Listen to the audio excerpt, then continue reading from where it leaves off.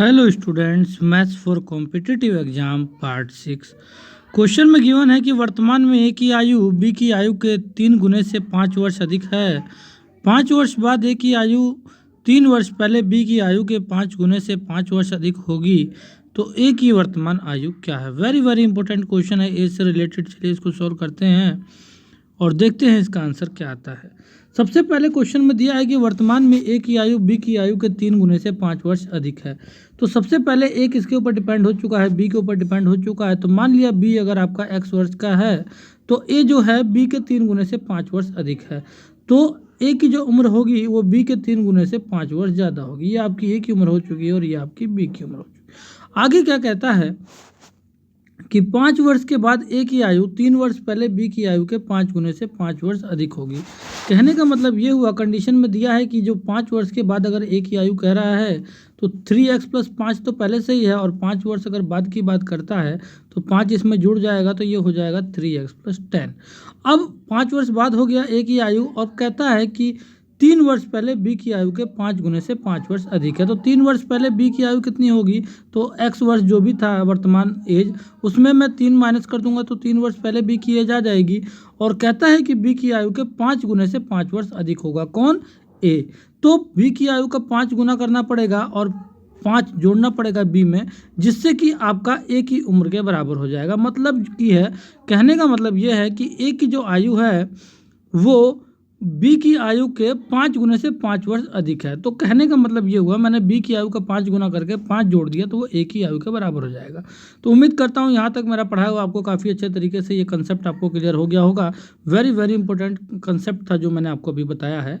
तो आगे क्या कहता है कि ए की वर्तमान आयु क्या है। यहाँ से हम इसके रिलेशन को पहले सोल्व करके देखते हैं कि x की वैल्यू क्या आती है। तो यहाँ से अगर मैं आपको क्लियर कर दूँ तो आपका 3x + 10 तो पहले से एज इट इज़ है, और यहाँ पे आपकी जो वैल्यू बचेगी ये 5 की गुणा करेंगे तो ये हो जाएगा 5x, और माइनस के 5 × 15, माइनस का 15 और प्लस का ये 5 हो जाएगा माइनस के 10। और यहाँ से अगर मैं आपको क्लियर कर दूँ तो 3x इधर आ जाएगा राइट हैंड साइड में, तो 5x - 3x हो जाएगा आपका 2x, और आपकी इधर जो वैल्यू बचेगी यहाँ पे 10 बचेगी, और ये माइनस का 10 इधर आ जाएगा राइट साइड लेफ्ट साइड, तो आपका 10 10 कितना हो जाएगा आपका 20। तो x की वैल्यू यहाँ से क्या निकल चुकी है 10 के, क्योंकि 2 आपका डिवाइड में चला जाएगा। तो x की वैल्यू अगर 10 आ गई तो a की वर्तमान आयु क्या है, तो a की वर्तमान आयु हमारी यहाँ पे गिवन है। तो 3x + 5 है, तो 3 गुणा x की वैल्यू आपका 10 है और प्लस का 5, तो 3 यहाँ पे 30 + 5 कितना हो जाएगा 35 वर्ष, जो इसका ऑप्शन नंबर डी आंसर है। उम्मीद करता हूँ काफ़ी अच्छे तरीके से आपको मेरा पढ़ाया हुआ क्लियर हो गया होगा। चलिए नेक्स्ट क्वेश्चन को सोल्व करते हैं और देखते हैं आंसर क्या आता है। नेक्स्ट क्वेश्चन में कहता है कि ए और बी की वर्तमान आयु का योग उनकी आयु के बीच के अंतर का 7 गुना है। 5 वर्ष पश्चात उनकी आयु का योग उनके आयु के अंतर का 9 गुना हो जाएगा। तो दोनों में से बड़े की वर्तमान आयु क्या है। Very very important and interesting question है। इसको चलिए सोल्व करते हैं और देखते हैं इसका आंसर क्या आता है। कहता है ए और बी की वर्तमान आयु का योग उनकी आयु के बीच के अंतर का 7 गुना है। फिर क्या कहता है, तो फिर आगे क्या कहता है कि 5 वर्ष पश्चात उनकी आयु का योग उनकी आयु के अंतर का 9 गुना हो जाएगा। तो अब यहाँ तो हमको यही नहीं पता कि उनकी आयु है कितनी वर्तमान में, ठीक है।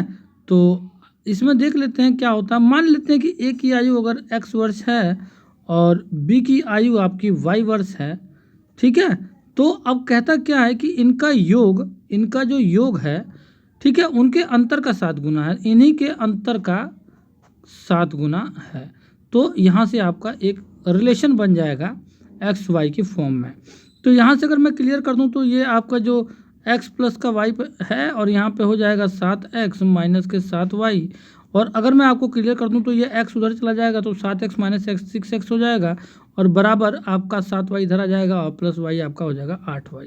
तो यहाँ से अगर मैं आपको क्लियर कर दूँ तो 2 से कटता है, 2 3 6, 2 चौका 8, तो आपका 3x = 4y आ गया। तो ये आपका एक रिलेशन बना है जो हमारा आगे चल के काम आएगा। वेरी वेरी इंपॉर्टेंट रिलेशन है। आगे क्या कहता है कि 5 वर्ष पश्चात इनकी आयु का योग। अब मैं 5 वर्ष बाद की बात करता हूँ, तो 5 वर्ष बाद x वर्ष जो हो जाएगा x + 5 का हो जाएगा, और 5 वर्ष बाद y जो है वो भी y + 5 का हो जाएगा।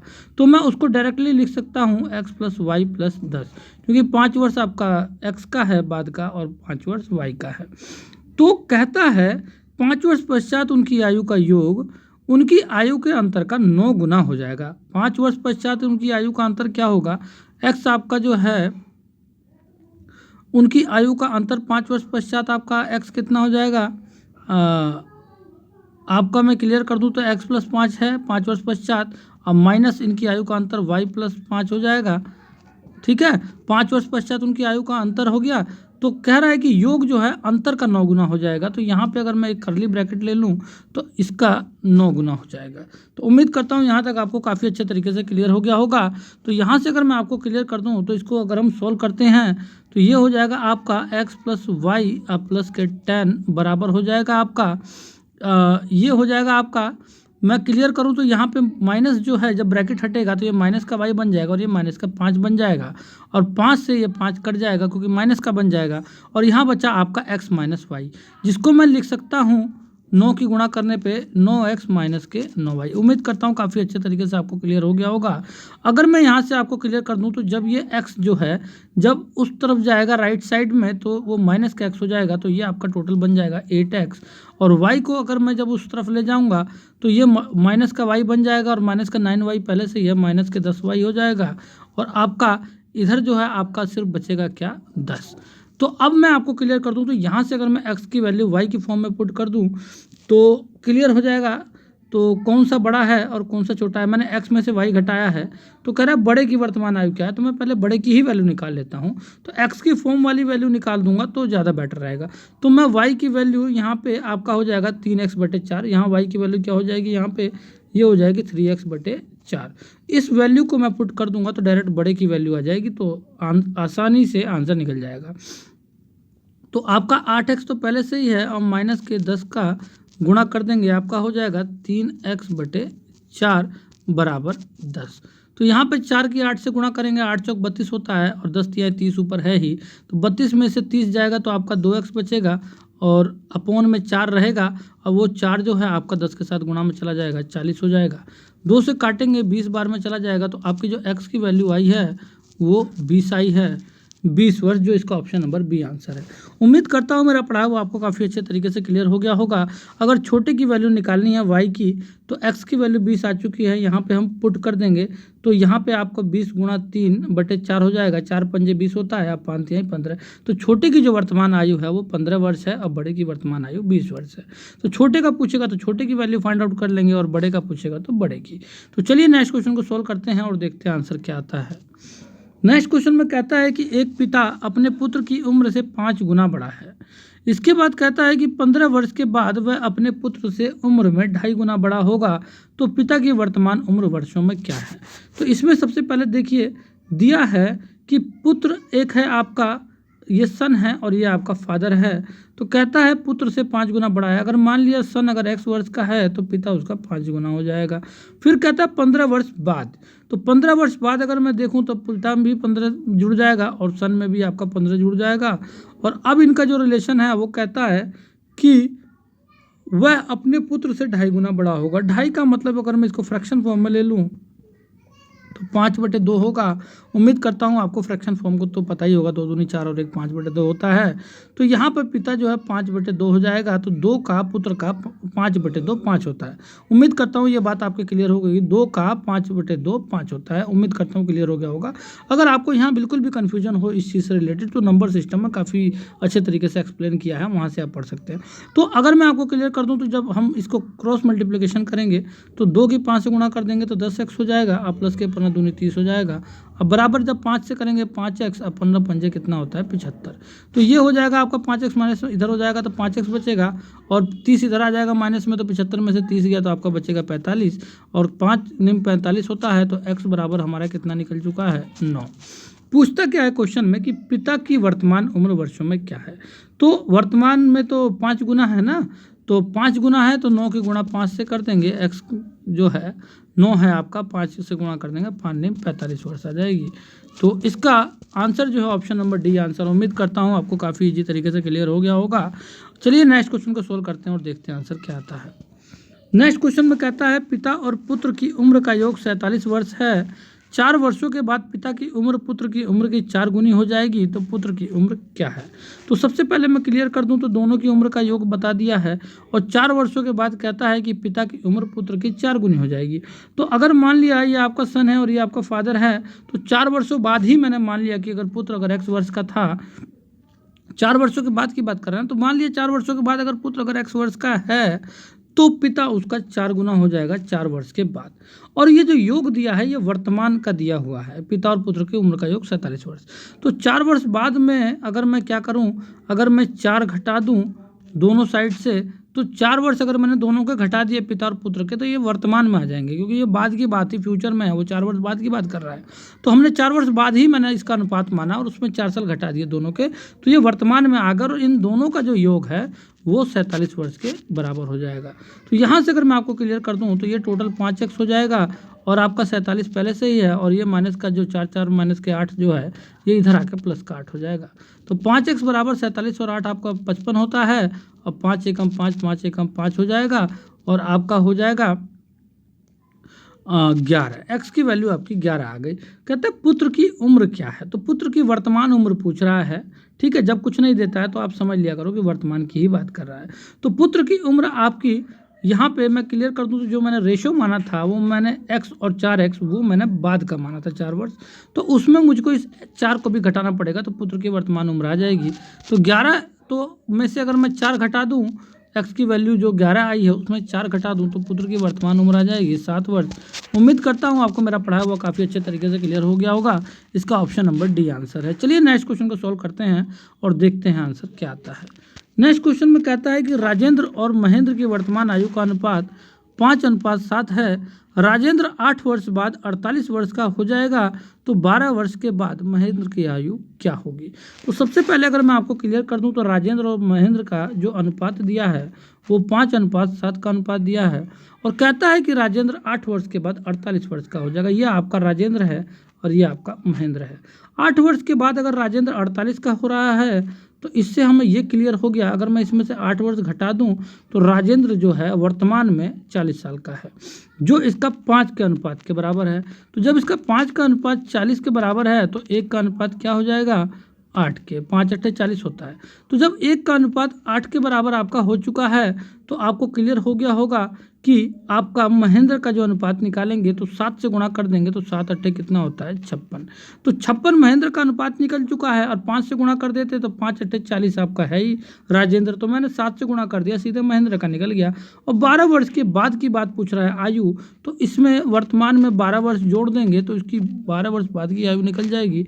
6 2 आपका 8 होता है, और 5 और 1 6 होता है 68 ईयर, जो इसका ऑप्शन नंबर डी आंसर। उम्मीद करता हूँ काफ़ी इजी तरीके से मेरा पढ़ाया हुआ आपको अच्छा लगा होगा। मेरा पढ़ाया हुआ अगर आपको अच्छा लगा हो तो जरूर हमारे चैनल को सब्सक्राइब कीजिएगा, साथ ही साथ एक लाइक जरूर हिट कीजिएगा। चलिए नेक्स्ट क्वेश्चन को देखते हैं और देखते हैं आंसर क्या आता है।